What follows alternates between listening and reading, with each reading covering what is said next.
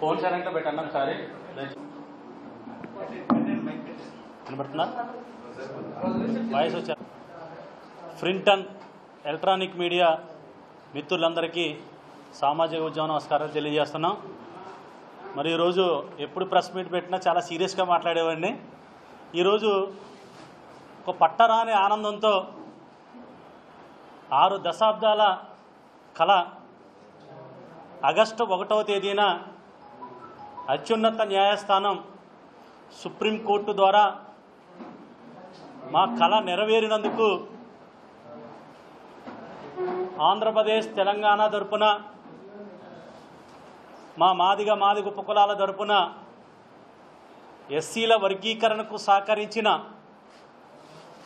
రాజకీయ నాయకులకు, శ్రేయోభిలాషులకు, మిత్రులకు, మరి మాకు వెనకుండి ఉద్యమాన్ని నడిపించి అనేక రకాలుగా సహాయ సహకారాలు అందించినటువంటి ప్రతి ఒక్కరికి పేరు పేరున ఉద్యమ నమస్కారాలు, కృతజ్ఞతలు తెలియజేస్తా ఉన్నాను.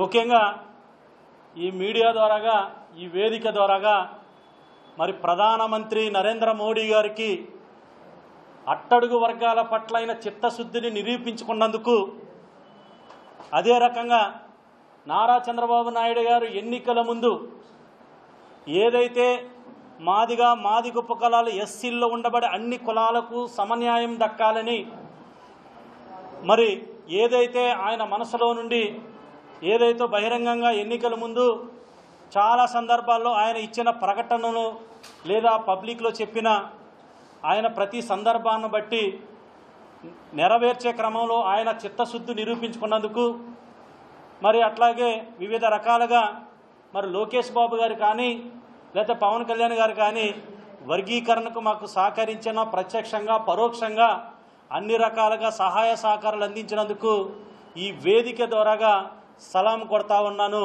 మరి బీజేపీకి, టీడీపీకి, జనసేనకి కూడా. అదే రకంగా మరొక ముఖ్యమైన విషయం ఏంటంటే, నిన్న కాక మొన్న హర్ష్ కుమార్ గారు కావాలి ఇక్కడే రాజమండ్రి వేదికగా ఇక్కడ ప్రెస్ మీట్ పెట్టి అత్యున్నత న్యాయస్థానం ఏదైనా ఉందంటే మనకి సుప్రీంకోర్టునే మనం గౌరవిస్తాం. న్యాయస్థానం పోరాటం అంటే న్యాయస్థానంలో న్యాయ పోరాటం చేస్తాం, కానీ బహిరంగంగా మనం విమర్శించుకోం. ఈ వర్గీకరణ అంశం అనేది ఆయన రాజకీయాల్లో రాకముందే, మాల మహానాడులు పుట్టకముందే, ఎంఆర్పిఎస్ పుట్టకముందే 1965లోనే లాల్ బహదూర్ శాస్త్రి గారి ఆధ్వర్యంలో లోకూర్ కమిషన్ ఏర్పాటు అయ్యిందనేది ఈ సందర్భంగా తెలియజేస్తా ఉన్నాను. 1972లో ప్రభుత్వాలు ఏర్పడిన తర్వాత 1972 నుంచే మాదిగల నుండి ఏ ప్రభుత్వం ఏర్పడినా విజ్ఞప్తులను ఆ ముఖ్యమంత్రులకు అందజేసి రిజర్వేషన్లో వ్యత్యాసాలు ఉన్నాయి, వ్యత్యాసాలను సరిచేయండి అని చెప్పి శాంతియుతంగా వినతిపత్రాలు ఇచ్చిన సందర్భాలు ఉన్నాయి. దాని తర్వాత మొదలు పెట్టుకున్న తర్వాత 1994 ముందే మరి సదాలక్ష్మి గారు కానీ, మందా జగన్నాథం గారు కానీ, నంది ఎల్లయ్య గారు కానీ వారు రాజకీయ పోరాటాలు కూడా చేసిన సందర్భాలు ఇదే కాంగ్రెస్ పార్టీలో ఉన్నాయి.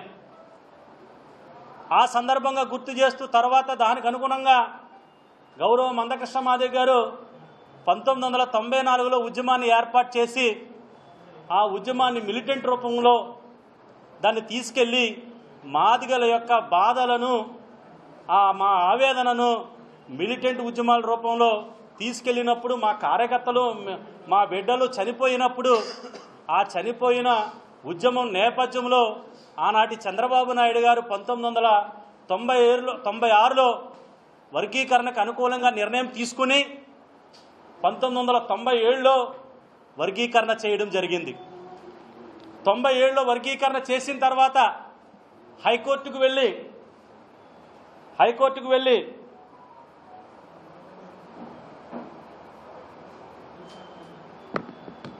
ఎస్సీ వర్గీకరణకు రాష్ట్రాలకు అధికారం లేదని చెప్పి కొట్టించిన వేసిన సందర్భం మీకు గుర్తు చేస్తూ ఉన్నాను. మరి 2000 సంవత్సరంలో మరి రాష్ట్ర అసెంబ్లీ ఏకగ్రీవ తీర్మానం చేసి రాష్ట్రపతి కేఆర్ నారాయణ గారి ద్వారాగా ఆర్డినెన్స్ తీసుకొచ్చి ఎస్సీల వర్గీకరణకు చట్టబద్ధత కల్పించడం ఆనాటి చంద్రబాబు నాయుడు గారు ముఖ్యమంత్రిగా ఉన్నప్పుడు జరిగిందని చెప్పి మీ ముందుకు తీసుకొస్తా ఉన్నాను.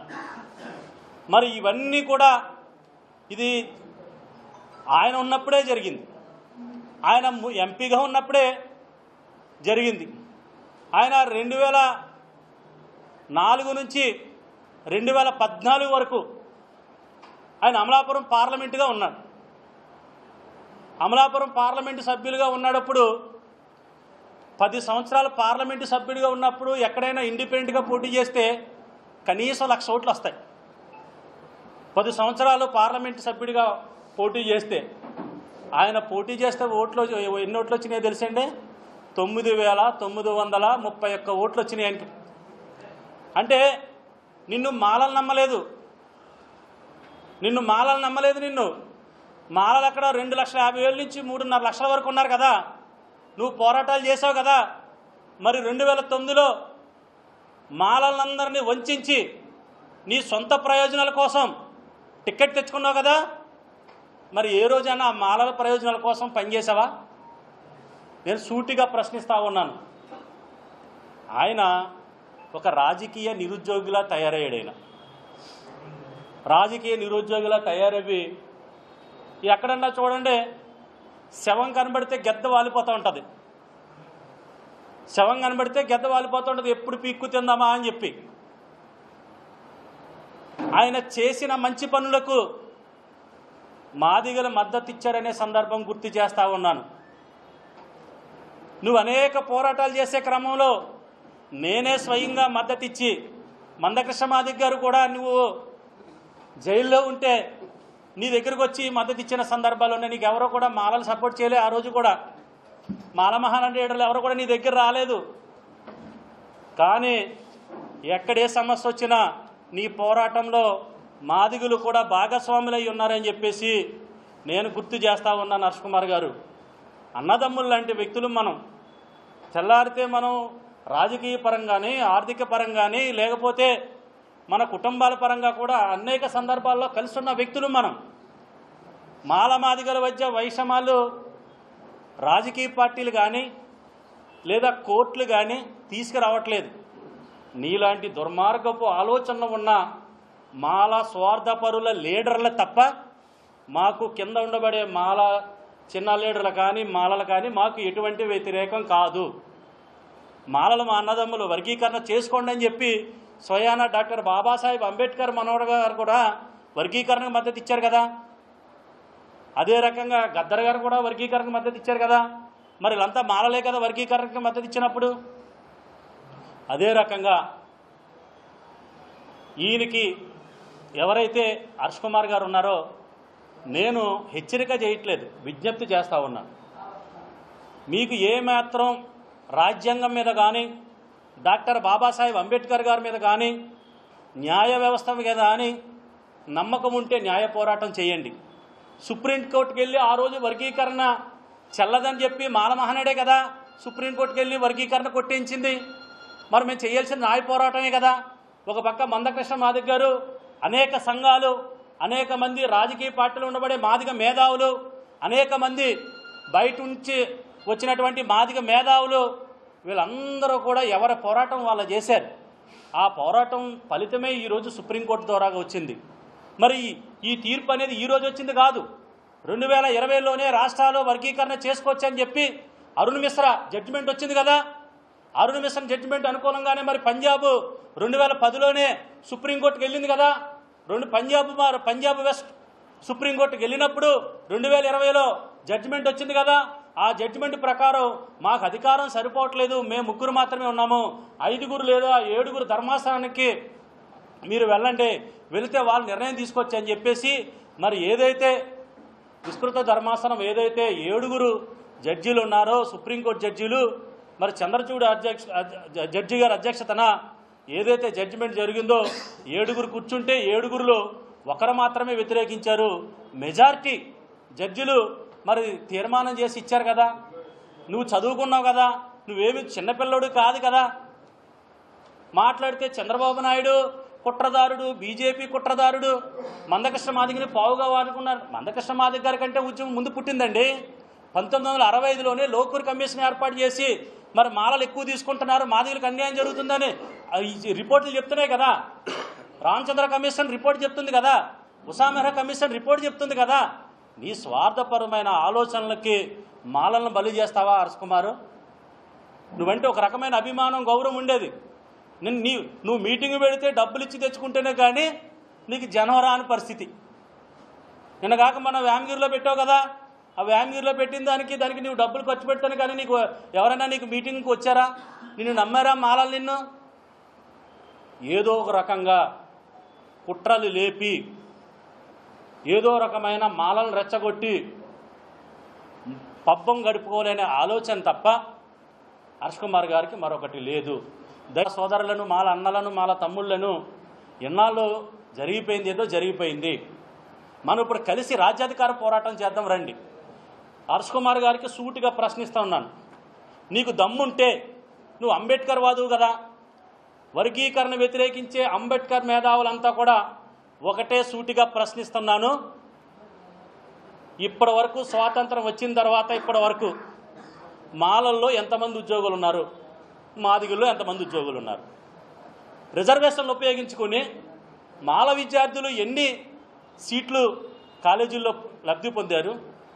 మాదిగలకు ఎన్ని అవకాశాలు ఇచ్చారు? మాదిగ ఉపకులాలకు ఎన్ని అవకాశాలు ఇచ్చారు? ఈ 2 రాష్ట్ర ప్రభుత్వాలని నువ్వు డిమాండ్ చేయగలవా? నిన్ను సూటిగా ప్రశ్నిస్తా ఉన్నాను హర్షకుమార్ గారు. నీ ఏమాత్రం చిత్తశుద్ధి ఉన్నా, ఏమాత్రం ఇది ఉన్నా, ఈ తూర్పుగోదావరి జిల్లాలోనే నువ్వు మాట్లాడితే మాల మాదిగలు కలిసి ఉండాలంటున్నావు కదా. మరి ఏ రోజన్నా మాదిగలకు ఒక సీట్ ఇవ్వమని నువ్వు డిమాండ్ చేసావా? ఏ రోజన్నా మీరు మాలలే కదా ఎంపీగా ఉండి అన్ని అవకాశాలు తీసుకున్నారు, రాజకీయ రిజర్వేషన్లు, మరి మాదిగలకు ఒక అవకాశం ఇవ్వమని చెప్పి ఏ రోజైనా డిమాండ్ చేసావా? మాదిగలు నీకు సీట్లేమో సీట్లు ఇస్తే ఓట్లు వేయాలి, మాదిగలంతా నీ వెనక తిరగాలి, మాలలకే మరి వారికి ఇచ్చి అవకాశాలు వారికి ఇచ్చి మాదిగలకు అన్యాయం జరుగుతుంది కాబట్టి మాదిగలు కూడా అన్ని సమానంగా పంచుకోండి అని చెప్పి అత్యున్నత న్యాయస్థానం అవకాశం ఇస్తే దాన్ని వ్యతిరేకించి సుప్రీంకోర్టు తీర్పుని వ్యతిరేకిస్తావా? నీకు న్యాయ వ్యవస్థ మీద నమ్మకం ఉందా? న్యాయ వ్యవస్థను ఎవరు ఏర్పాటు చేశారు? డాక్టర్ బాబాసాహెబ్ అంబేద్కర్ కదా. మరి డాక్టర్ బాబాసాహెబ్ అంబేద్కర్ నిర్ణయాన్ని నువ్వు వ్యతిరేకించినట్టే కదా. లేదా చెప్పు, మాకు మాలలకు ఒక్కరికే రిజర్వేషన్లు ఇవ్వండి, మాదిగ ఉపకులాలకి మీరు ఎవరో తీసుకోకండి అని ఒక స్టేట్మెంట్ ఇవ్వు. మేమంతా కూడా మేము ఏదో దేశం వెళ్ళిపోతాం, లేదా మాకు 15% అంతా మేమే తీసుకుంటాం, మీరు ఎక్కడికన్నా పోండి అని చెప్పండి. ఈ భారతదేశంలో పుట్టిన ప్రతి ఒక్కడికి హక్కులు తీసుకునే స్వేచ్ఛ డాక్టర్ బాబాసాహెబ్ అంబేద్కర్ గారు కల్పించారు మాకు. ఆ అంబేద్కర్ గారు కల్పించిన హక్కులనే మేము అడుగుతా ఉన్నాం. ఏ మాత్రం రెచ్చగొట్టే వ్యాఖ్యలు చేసిన చంద్రబాబు నాయుడు గారు కానీ, ప్రధానమంత్రి గారిని కానీ ఒక్క మాట కానీ అంటే ఈ నాలిక చీరేస్తాం, జాగ్రత్తగా ఉండమని ఈ మీడియా ద్వారాగా హెచ్చరిక చేస్తూ ఉన్నాను. నేను మీకు ఇంకోటి చెప్తా ఉన్నాను.